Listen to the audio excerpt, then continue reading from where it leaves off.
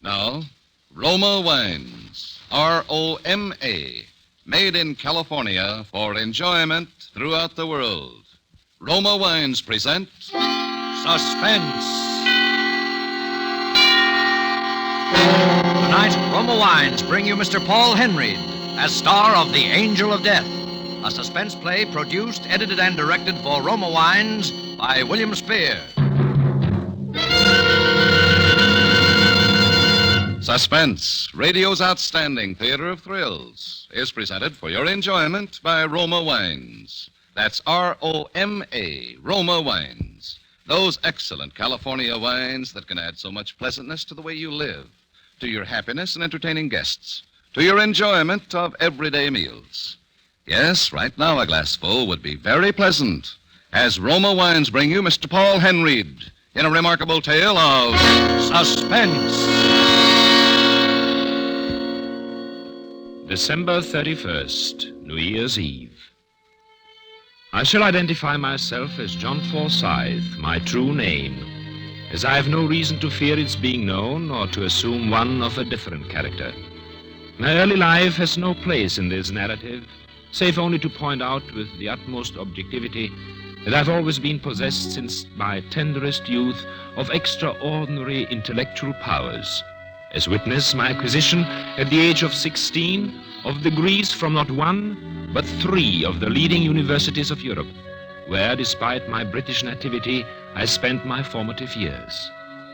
But this fact has no special significance other than as it applies to those events which were set in motion on another New Year's Eve in London 15 years ago.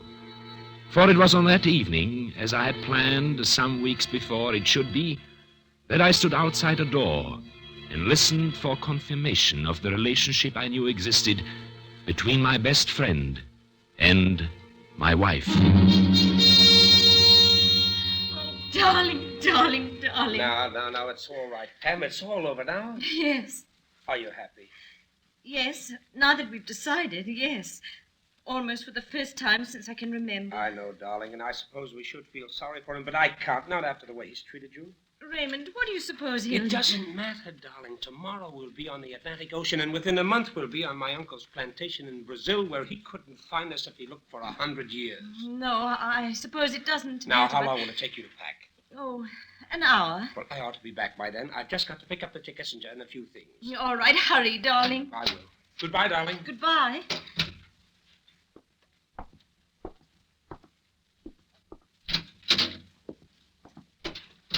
Good evening, my dear. John! Why? What's the matter, Pamela?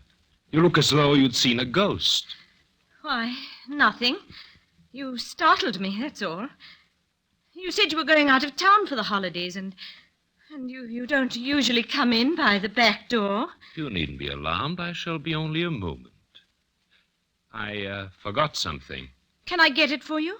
Your anxiety for my every wish is touching. But no, thank you. By the way, Pamela, have you any last words? Any what? We may not see each other for a while, you know. What are you talking about, John? What's the matter with you? Oh, my dear, sometimes I wonder if I married you out of infatuation for your beauty or pity for your stupidity. Oh, John, please. Pamela, where do you suppose we shall all be, say, within the month? Oh, does it really matter so much? No. I suppose it does not. Within the month, I was on trial for their murder.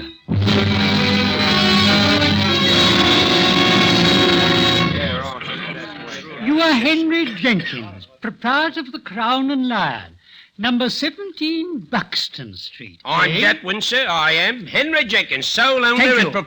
Now, will you kindly repeat the words spoken by the prisoner in the dock while in your place of business several weeks ago? Yes, sir. Well, about 2 weeks ago one night, Mr. Forsyth there, who's a steady customer of mine, sir, although he's not what you call a sociable man. Yes. Well, sir, all me other customers had gone home, and I was asking Mr. Forsyth to leave also, just so I could close up my shutters, you know. When all of a sudden he looks up at me and he whispers, kind of hoarse-like, you know.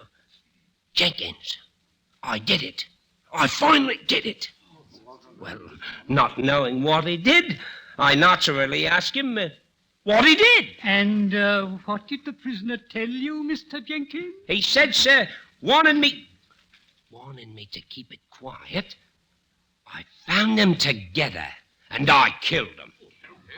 And then he laughs in a crazy way and adds, and Jenkins, I hid the bodies where no one will ever find them.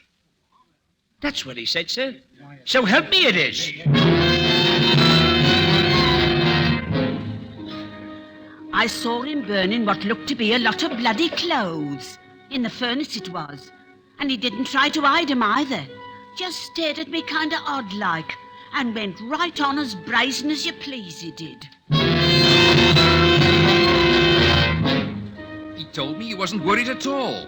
He said the two of them won't never get away together, except if they are dead. I heard him say it on the stair landing one night and several other times in their rooms. Pamela, he says, if you don't stop leering at Raymond Tillotson with those evil eyes of yours, I'll see the two of you in your graves. I warn you.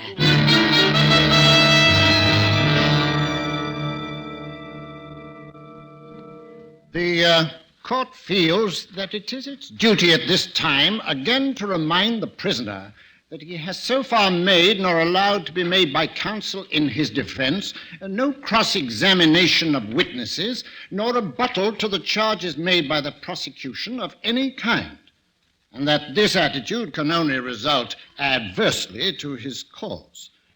The prisoner is therefore once more given opportunity at this time to make such rebuttal. Does the prisoner wish to do so? No, Your Lordship, I do not. Does the prisoner wish to make any statement of any nature whatsoever in his defense? I should merely like to ask the prosecution one question, Your Lordship. Yes, well, what is it? Has the prosecution found the bodies? Well, the prisoner wishes to know if the prosecution has yet produced the bodies of the alleged victims of the crime for which he is on trial. Well, no, Your Lordship, we have not. That is all.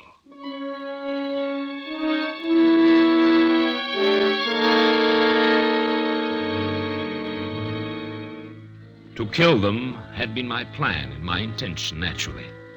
But not in the usual stupid way such things are done, where men gamble their own lives against the lives of those whom they destroy. Every faculty of my intelligence revolted against such a thought. And so for me, the gambler's risk was needless. So I had planned it. It was therefore without fear or question that I stood before the court to hear the verdict, which, in all the writing of it, I had contrived against myself. Order! John Forsyth, the court has given most careful consideration to the fact that the bodies of the named victims have not been presented to this court as due evidence and a surety of murder, a fact which admittedly must alter the circumstances of guilt. But this Crown Court, no matter how deeply it desires to aid you, cannot but recognize the fact that you have allowed every shred of evidence and element to point to you as a cold-blooded killer. Under such circumstances, questionable though they may be, I can do only as the King's law directs me to do, tempered with the mercy of His Majesty's court. I hereby sentence you to no more than 20 and no less than 10 years at hard labor for the suspected and willful murders of your wife, one Pamela Felice Forsyth, and one Raymond Elton Tillotson, and may God protect the Crown and the jurisprudence of this court of His Royal Majesty.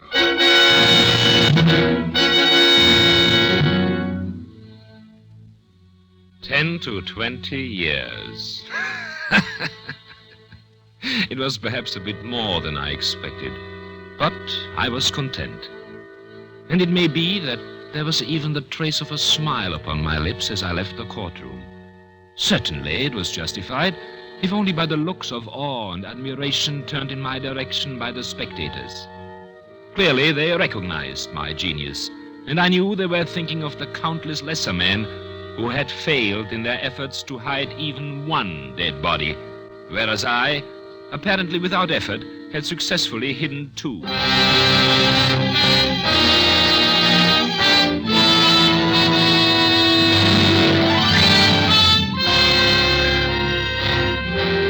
For Suspense, Roma Wines are bringing you a star, Paul Henry, in The Angel of Death by Alan Cameron.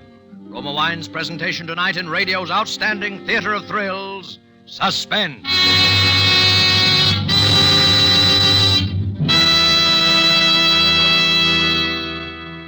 Between the acts of Suspense, this is Truman Bradley for Roma Wines.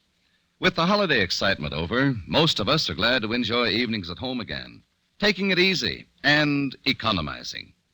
What a perfect time to serve Roma California sherry. Yes, glorious golden amber Roma sherry adds so much to happy hours at home, yet costs so very little. More Americans every day make Roma sherry first call for dinner. You'll find Roma sherry ideal for entertaining, too, delicious anytime. For Roma sherry is a happy, mellow wine with tempting fragrance, satisfying natural sweetness, and superb nut-like taste. Roma sherry, like all Roma wine, is a true wine, unvaryingly good always. Crushed from choicest grapes, grown in California's finest vineyards, then unhurriedly guided to tempting perfection by Roma's ancient winemaking skill. Bottled at the winery. Get Roma sherry tomorrow, now selling at lowest prices in years. Insist on Roma, R-O-M-A, Roma wine, for uniformly fine quality at low cost. Remember, more Americans enjoy Roma than any other wine. And now Roma Wines bring back to our Hollywood soundstage Paul Henry as John Forsythe in The Angel of Death, a play well calculated to keep you in suspense.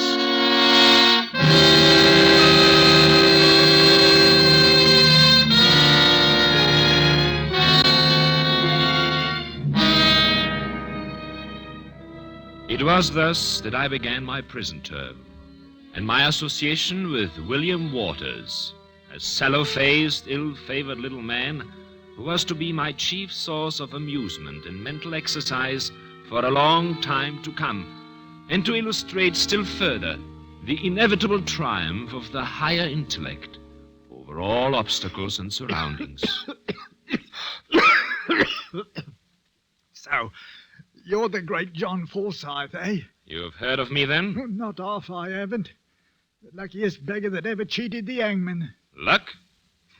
There is no such thing as luck. No?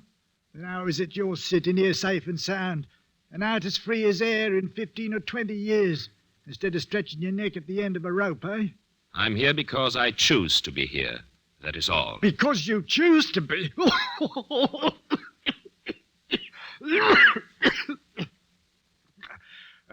Tell me, Forsythe, just between the two of us, how did you do it?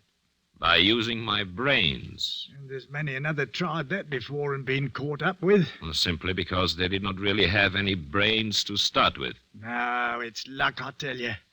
Bad luck, like mine.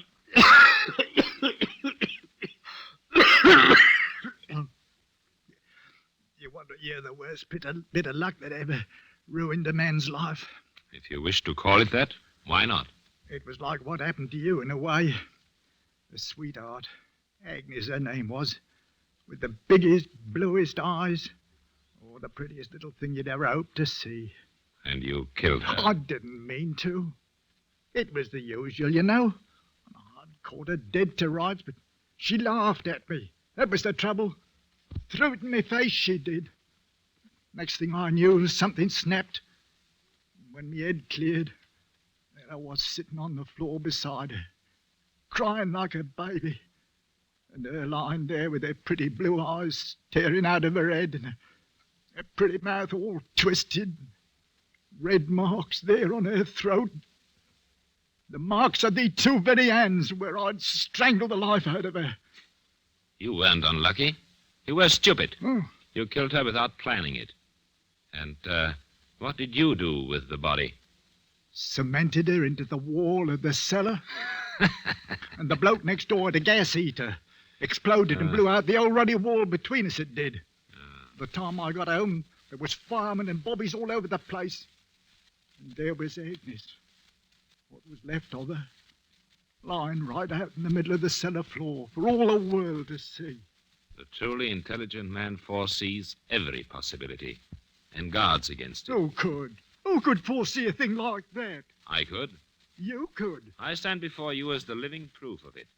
In 10 or 15 years, I shall be free because I'm intelligent, whereas you will rot and die here because you are stupid. Oh, pretty clever, ain't you? Know just about everything there is to know, don't you? No. Not everything.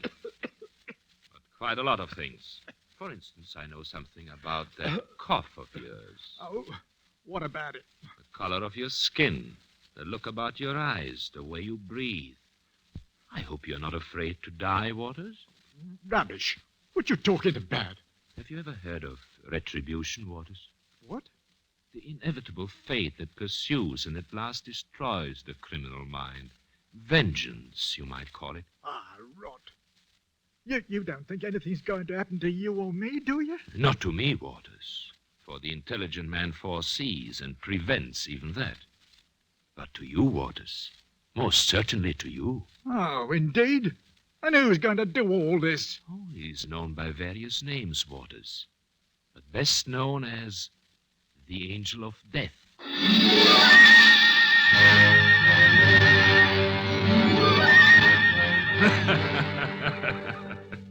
Retribution, the Angel of Death. Absurd, wasn't it? But a most purposeful absurdity. For the intellectual stimulus so necessary to remaining mentally alert during the prison years ahead was here delivered into my hand. An experiment, and one almost impossible under any other conditions. And William Waters would be my guinea pig. An experiment to determine just how far a man might succeed through sheer superiority of intelligence in breaking down and destroying the mind and the body of another by the simple power of suggestion. I suggested nothing directly, merely a word here, a glance there, drops of water wearing away the stone. I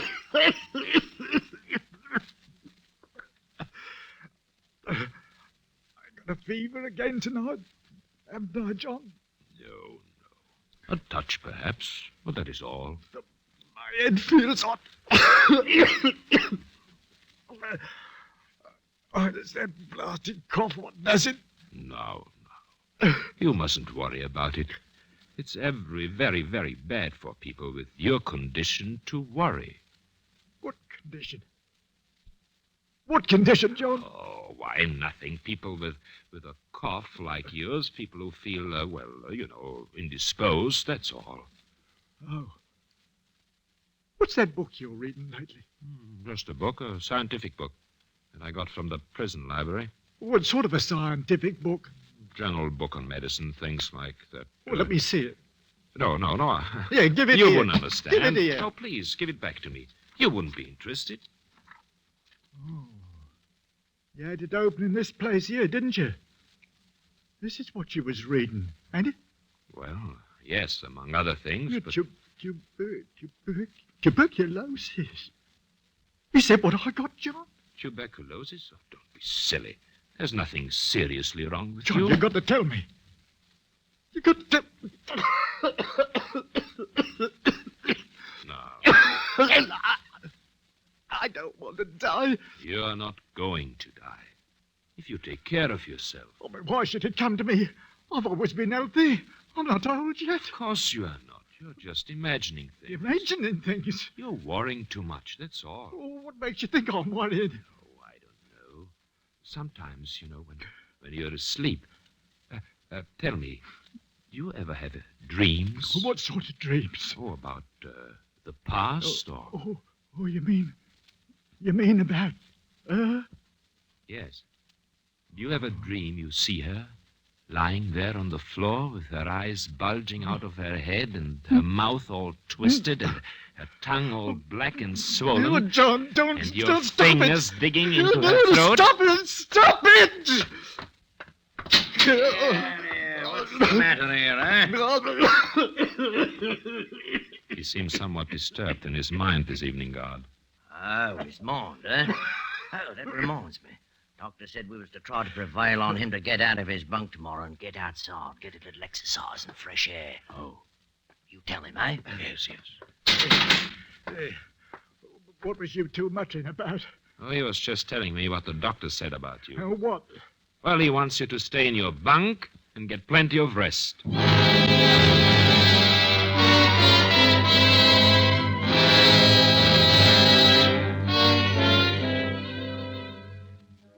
The time was drawing near, I knew. The time for what I had planned as the culmination of my experiment.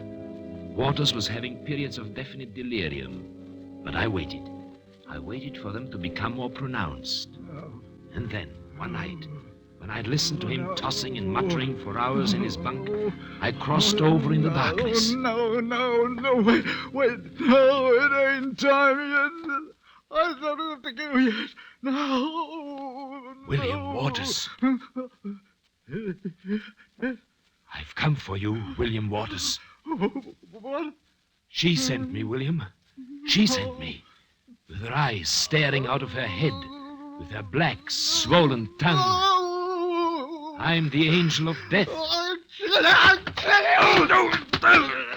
Take your hands off my throat! Take your hands of death! I'll kill you! What's going on in here, I said we'll quiet you. I had to hit him. The man is out of his mind.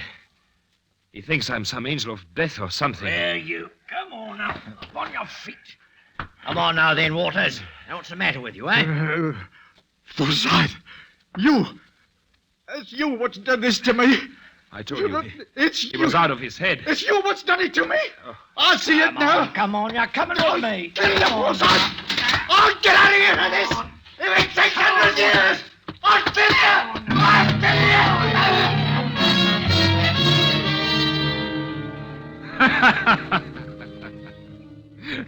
It was interesting while it lasted. And I've always believed that, given a little more time, I could have ended my experiment successfully. But I had other plans to make now. Plans for the day when I would be free. And at last it came. At last I was walking away from the prison gate, a free man. Now began my search. It was not difficult. It led me at last to Paris, to a small apartment, where I went tonight, December 31st, New Year's Eve. Yes? Good evening. Well, good evening. Did you wish to see someone? Don't you recognize me? Well, I do, of course, but are you a friend of Pam's? I am indeed. Who is it, darling? It's a friend of yours, dear. A friend of both of you. John. Yes. Huh? In fact, your husband, my dear, and Raymond's best friend. John, it's been... 15 years, yes. You only returned to Paris recently, didn't you? Yes, a short time ago. And you never knew that I was convicted and sentenced to prison for your double murder, did you? Murder? Oh, that was quite as I planned it. I knew where you were, but the authorities did not. John. But perhaps you have heard of a curious legal technicality which provides that a man cannot be convicted twice for the same crime. So you see, I've already paid for your murders. And now I've come to collect an ancient debt. Put down that gun.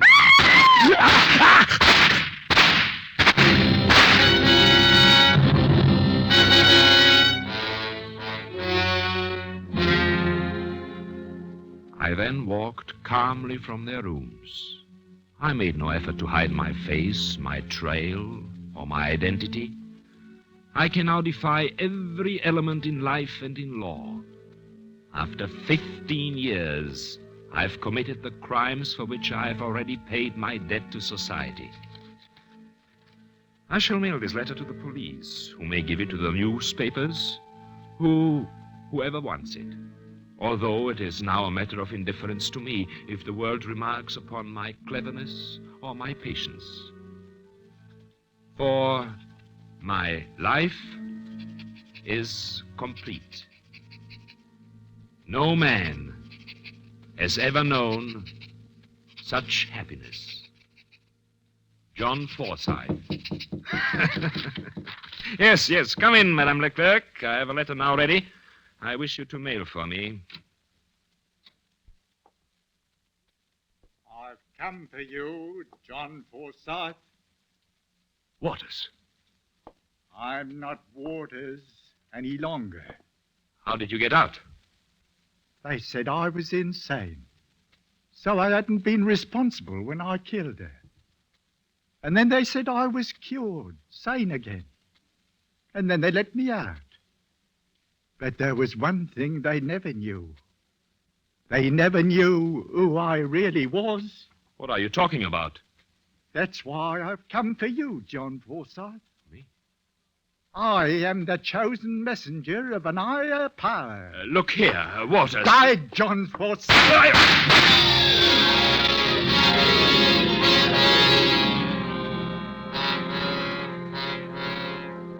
And the story ends with a newspaper clipping. Let me read it to you. Paris, January 1st.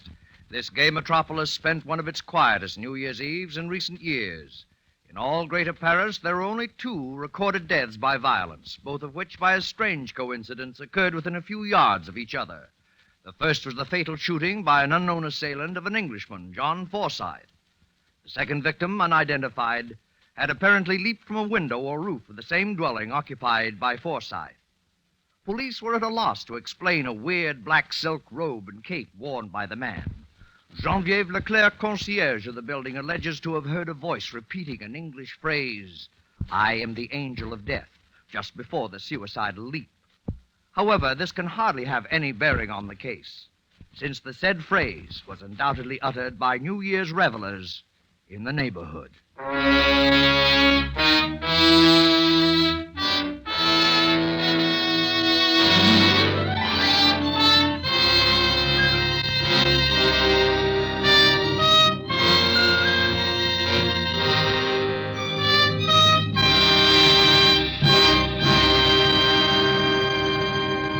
Suspense.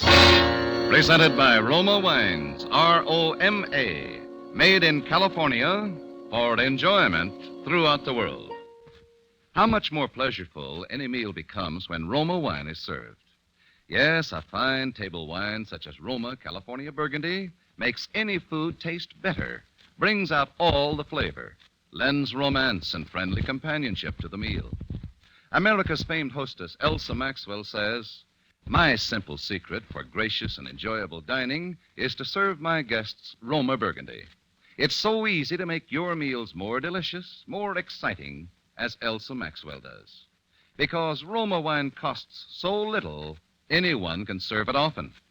Complement your next dinner with the fruity fragrance and appetizing piquant taste of red, robust Roma Burgundy. Get Roma Burgundy tomorrow, now selling at the lowest prices in years. And you get extra saving when you buy Roma in the half-gallon and gallon size. No wine but Roma offers you so much for so little. Insist on Roma, R-O-M-A, Roma wine, made in California for enjoyment throughout the world." Paul Henry appeared through the courtesy of Warner Brothers Studios and will soon be seen in their production, Devotion.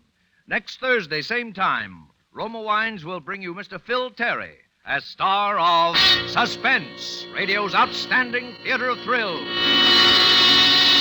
Produced by William Spear for the Roma Wine Company of Fresno, California. This is CBS, the Columbia Broadcasting System.